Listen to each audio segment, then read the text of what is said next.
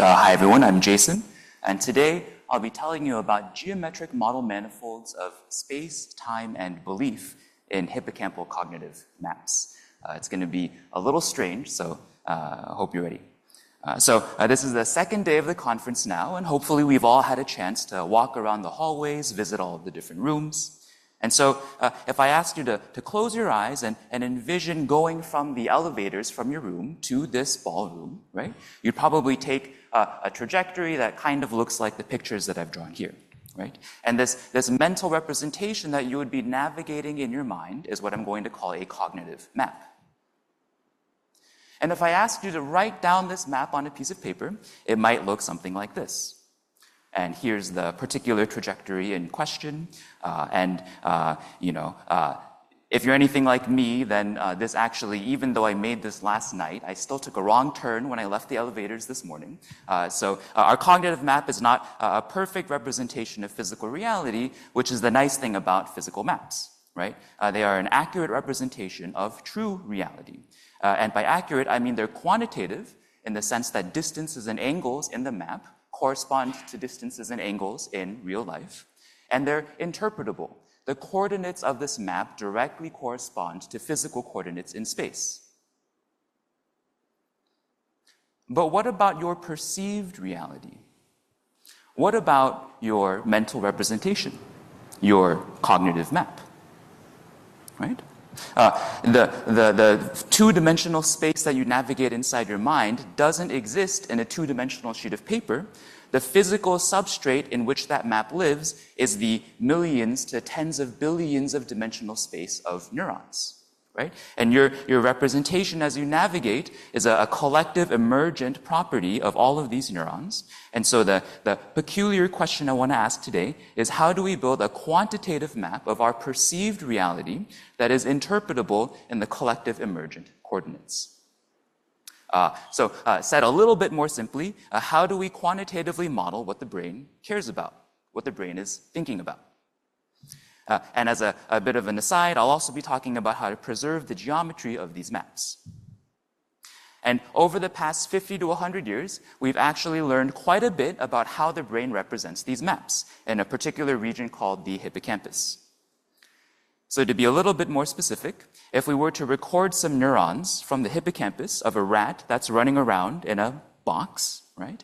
Then every time a neuron fires, if we did what the authors did, and we put a colored dot wherever the rat was at that particular point of neuron firing, then as the rat moves through this box over a long period of time, we would find that the individual cells preferentially fired at a particular location or place.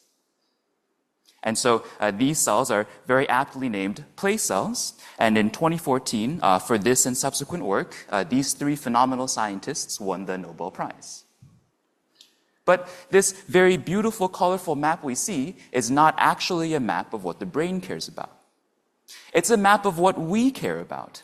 We care about space, we care about place, and so we take our high-dimensional measurement of neural activity and we project it into the coordinates that we care about, namely space in units of meters.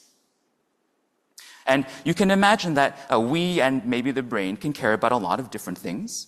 Maybe we care about particular privileged locations in the box, like the corners, or maybe about how fast the rat is going. Maybe we care about not just a particular place, but a regular tiling of space. Or maybe we care about what direction the rat is facing. And in all of these cases, this is not a model of what the brain cares about. This is a projection of neural activity into the space of things that we care about, usually in spatial coordinates. And the question I want to ask is how can we build a quantitative map of our perceived reality, not on our terms, but on the brain's terms, right? Our perceived reality is not the product of 1 or 10 or even 100 of these neurons, right? It is the collective emergent property of all of the neurons, even the ones that we don't have names for yet. That's going to lead into the next part of this talk, which is what I'm going to call neural cartography, which is how to build quantitative maps along collective emergent coordinates in the space of neurons. And when talking about map making, it actually pays dividends in order to reason through how we as humans have begun to develop maps throughout history. And so we'll begin with the world map of Herodotus back in 440 BC, where Herodotus got the relative locations of large bodies of water and large land masses in relation to each other. But this map is not quantitative because distances and angles on this map are not tied to the same in physical space. And it's not interpretable because the axes of the map are not meaningful with respect to the physical globe. And several centuries later, we get, in his series of books, Geography, Ptolemy's world map, where the unique thing about this map was he tied key geographic locations to a global coordinate system of latitude and longitude. And as a result, his map was quantitative. Distances and angles on the map were tied to physical space through the coordinate system, and it was interpretable. The axes of the map were meaningful with respect to the physical globe, things like the equator and the poles. So the strange question I'm asking is how do we build such a quantitative map, an interpretable map, interpretable coordinate system of our perceived reality in the brain? And we're not going to have our mouse run through ancient Greece. Our mouse is going to be running through a trivially simple maze, which is just a straight line. No gimmicks, just a straight line. And there are 3 regions on this track. And this is work that was done by my amazing collaborator, Wei-Nan Sun, over at Cornell. And what Wei-Nan does is, as the rat is running through the maze, when it hits indicator 1, sometimes he'll show the mouse stripes. And at that point, he'll put a reward at site R1. Other times, he'll show the mouse dots, at which point he'll put a reward at site 2. And all the while, Wei-Nan is using a very, very expensive microscope to measure the activity of 10,000 neurons in the hippocampus of the mouse in real time. And what you'd like to see is a topographic line of activity that mirrors the topography of the track. That's not, unfortunately, how the brain works.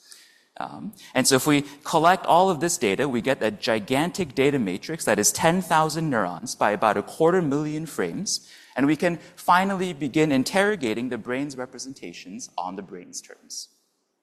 So here I'm plotting for you a 10,000 dimensional space of neurons, and when the mouse is at a particular location on the track, we measure the 10,000 dimensional vector of activity, which lives as a point in this space. And as the mouse moves forward on the track, its neural activity evolves, and at the end of the 7 or 9 days, we get all 250,000 points in this high dimensional space. And so what we'd like to do is we'd like to understand the brain's representation of what it just experienced. And we'd like to use the standard tools that we have, distances and angles.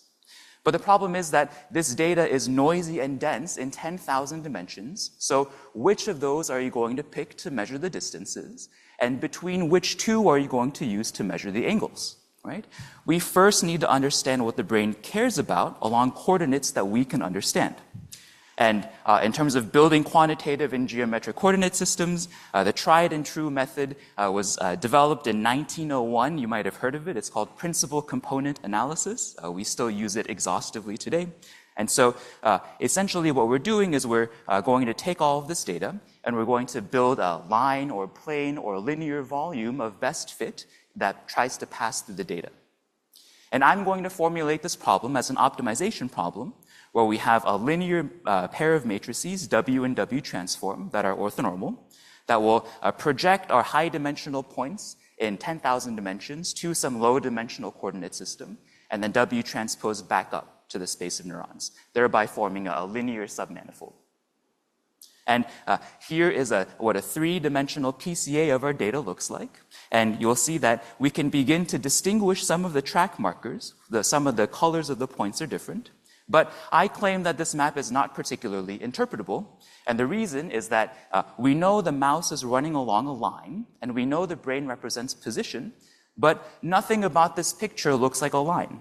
It's more of a hub and spokes kind of architecture, right? But on the flip side, it's very quantitative because it's a linear projection down and a linear projection up. Distances and angles on this map are directly tied to those in neuron space because it's a linear coordinate system. So if we sample a regular grid of points in the PCA space, that maps to a regular grid of points in neuron space. Okay, well, why was the map not interpretable? Well, that's probably because we were trying to force the projection of our data to live in a linear manifold, but we all know that biology tends to be very nonlinear. And so next we're going to soup up our architecture so that now instead of a linear matrix to the embedding into neuron activity, we're going to replace these with deep neural networks, which are effectively universal function approximators for the encoder and the decoder.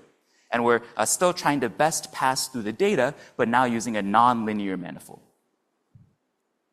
And so here's what the three-dimensional coordinate system of our, what I'm going to call an autoencoder looks like. And we'll see that the points are much more well separated from each other, but we still don't see a particularly clear-looking line that we expect to see along a track. And moreover, we see that points for the same condition, like the green here and then the blue here, are very separate from each other, even though in physical space they're adjacent. And the reason why this happens will become clear when we perform our same exercise of sampling a regular grid of points in the embedding space. And when we look at what that grid of points looks like in neuron space, it's highly contorted, right? And I'm going to point to two specific examples of contortion or nonlinearity. And the first is that along the tangent space of the manifold, the regular grid of points stretches and shrinks, and also the angles shear, right? And the second is what I'm going to call bending, which is that the manifold curves in new directions in space very quickly. And so what this means is that our universal function approximator is too expressive. It's able to visit the points of the data in any arbitrary order because the manifold is not well constrained. And the consequence of that is if we train a second autoencoder with a different random initial condition, and we look at the pairwise distances between the points of the embedding in our autoencoder 1 and 2, we'll find that those distances are not very well correlated to each other. And so we see that this map is not quantitative because distances and angles on the map are unrelated to those in neuron activity. And it's also not interpretable because the organization of the coordinates is arbitrary. And so what I thought to do was, okay, well, if it's these terms that are causing our map to become not quantitative and not interpretable, then can we somehow include them into the loss function of the neural network? And this is, of course, much more easily said than done. And just to give you a little bit of an intuition for why it's hard, we're dealing with K manifolds in 10,000 dimensional space. And if we built these manifolds using linear projections, then we would have zero curvature, right? The second derivative of the manifold along the coordinates would be 0. If we break away from the flat point, right, then there's no particular way in which we can control how that breaking away happens. And so the goal is to only allow the nonlinearities that we don't care about for a quantitative map, while allowing the nonlinearities that allow it to become more interpretable. And so just to give you a bit of intuition, at every point on the manifold, we can define the tangent and the normal spaces. And essentially, the stretching and the shearing belong to all of the nonlinearities that project onto the tangent space of the manifold. And the bending is all of the nonlinears that project onto the normal space. But if you've ever worked with neural networks, you can't just penalize those terms because the neural network will find weird ways to squirrel away nonlinearities to minimize your cost function in strange ways. So here, actually, the easiest way for the neural network to minimize the nonlinearity is just to shrink your coordinate system, right? All it has to do is say, when I move a unit distance in my latent space, I'm just going to shrink the amount by which you traverse on the manifold. And so the nonlinearities look smaller. And that's one of about 5 million or maybe 10,000 different things that can go wrong. And so ultimately, at the end of the day, these two terms, the parameter effects curvature and the extrinsic curvature, are a complete and orthogonal decomposition of all of the nonlinearities that can exist in the manifold. And by including these in the loss term, by controlling the geometry of the map that's learned alongside of our autoencoding procedure, we can actually begin with a flat manifold where there's zero curvature and break the curvature in the particular way that preserves the quantitative nature, such that now we begin to see the linear track structure emerge, right? And I didn't tell the neural network anything about the track positions. This is just an emergent property of building a good quantitative map. And if we, again, sample a grid of points, and we see what that grid of points now looks like in neuron space, we'll see that it's very low stretching and shearing, and also very low bending. And the consequence of that is now if I take a second autoencoder with a completely different random initial condition, and I look at the pairwise distances of the two embeddings, they're nearly identical, right? And so now we've built a quantitative map where distances and angles are preserved. That's also interpretable, because we're beginning to see that the coordinates are meaningful to the emergent variables like position. Okay, and also we can project vectors onto the tangent space, and we can parameterize those vectors with respect to the latent space coordinates. So if you like, we can turn this into a formal dynamical system on a K-manifold. All right, so now that we've gone through all of the kind of nitty-gritty, I'm going to tell you a few things, and the first thing is what the mouse cares about, right? What are the collective emergent coordinates? And the first set of collective emergent coordinates are probably things that you expect, but I'll walk you through this. So here is just one of the days, day 7 of the embedding of all of the data, right? And here below is a schematic of the physical representation of the track. And when the mouse is located at the beginning of this track, its neuron activity projects to this point on the embedding. And as the mouse moves forward along the track, its neural activity projects onto an advancement in the embedding.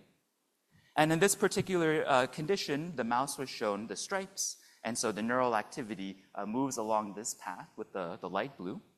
And after it passes the indicator region, the rest of the track physically looks identical, right? And as the mouse moves forward, it takes this particular trajectory through its neuron space. For the second condition now, when the mouse moves forward, it now sees dots. And so its neural activity moves along this second branch.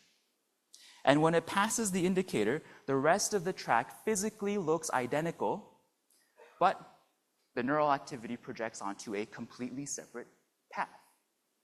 And so what that means is that these neurons are not just coding for position or place, right? The two relevant emergent coordinates are position and then task belief, the condition that the mouse believes itself to be in. And when the mouse gets the condition or the task wrong, meaning it licks the wrong reward site, you'll actually see its trajectory take the wrong path after it sees the indicator. So then the second thing we learn is what the third dimension is, right? And the third dimension happens to be time. So here I'm plotting for you all of the trials of day 6 in dark blue and day 7 in gold, and you see that there's a consistent axis of time. And if we plot all of the trials across all of the days, then that axis is kind of globally geometrically preserved, right? And I didn't tell this neural network anything about position, task, or time, purely unsupervised. By preserving the geometry of the map in neuron space, we learn what the brain cares about. All right, and I get asked this question all the time. The fourth dimension is speed. So if we do this in 4 dimensions instead of 3, the fourth coordinate is how fast the mouse is going.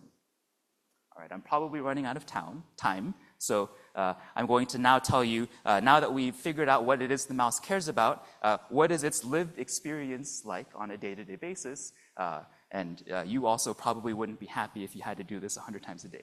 So here, in the horizontal direction is position, and the vertical direction is time. And just for convenience sake, I'm going to bin all of this data in little blocks, equal-sized blocks of position and time, which gives us these 2 manifolds. The transparent manifold is all of the trials for the near conditions, and the opaque one is all of the trials for the far conditions. Right? And you see the particular track trajectory, and here's the evolution through time. And importantly, we didn't do this averaging in the coordinates of position and time. We did this averaging in the neural coordinates using the metric that the brain cares about. And so what that means is that when we look at equally spaced vertical lines, which are equal amounts of distances traversed on the track, we find something interesting. Halfway through the track, here, the gray, the distance in neuron space is actually significantly smaller than at the boundaries, right? And we've experienced this too. If you've ever driven down a long highway or you walk down a very long hallway, it's not that important to resolve all the details in mental space, right? The mouse is kind of getting bored. So the second thing we learn is here what I'm doing is I'm plotting the angle on the manifold between the position and time coordinates. And if it's acute, I'm drawing it in dark blue. And if it's obtuse, I'm drawing it in gold. And what we see is that the vast majority of the angles in this representation are acute. And if we look at 11 different animals, this angle is acute statistically significantly across all 11 of them, right? And this is something that you've also experienced as well. The first time you walk down the hallways or the first time you navigate Chicago, you're thinking about your current position because you're trying to navigate and get used to the environment. After a few times, though, you're now able to start thinking about, a few steps in front of you, or maybe the next block, or maybe actually your final destination. And so what we can do is we can actually put units on this manifold so that the quantitative amount by which your change in activity projects onto your position gives you what I'm going to call a representational advancement, which is how much your representation is advancing trial by trial, which consistently across animals is about 0.02 centimeters per trial, or about 2 centimeters per day. And because this is not just a pretty picture, but this is actually a 3-manifold NR10,000, we can actually decode the exact change and structure of how these angles emerge at the neuronal level. All right, now I'm definitely running out of time, so I'll just briefly mention something about not just the structure of the manifold, but how the neural coding gives rise to a structured coordinate system of generalized state. And so I usually read this quote, but I won't, right? Instead, I'll just show you pretty pictures. So here's that same manifold, and now I'm coloring that manifold by the predicted activity of a particular neuron. And we see that that neuron tends to fire at one localized place and time. But there are other neurons that code for multiple local places and times as well. So it's actually incorrect to think about neurons as coding for a particular location. In general, they're much more coding for generalized state. And because our model manifold is not just a 2-manifold, but it's a 3-manifold that houses these 2 manifolds, we can actually look at the 3-dimensional coordinate system in which this manifold is evolving. And what we find is that many of the neurons don't just locally code for one position in this space, but actually have a somewhat regular structured grid of points that kind of provides us a scaffold for our 2-dimensional representations to rotate and drift through. Right? So in summary, I talked about how to build quantitative coordinate systems in high-dimensional spaces, and in this case, neuron spaces. And I told you how doing so allows us to extract and discover interpretable coordinates of emergent variables like position, task, belief, and time. I told you that we can look at consistent geometric changes across animals, for example, like the representational advancement. And finally, how the brain provides a structured coordinate system that our representation day-to-day evolves through. And this is just one of many different contexts that we're looking to be good cartographers in. So we look at the songs of parrots, we look at neural activity in the Drosophila, we look at neural activity in the monkey, we also look at sequencing data from cancers and cell differentiation. And I'd like to thank my mentors and advisors over on the right. And I'll just leave you with this quote from Ptolemy that inspired me. Thank you.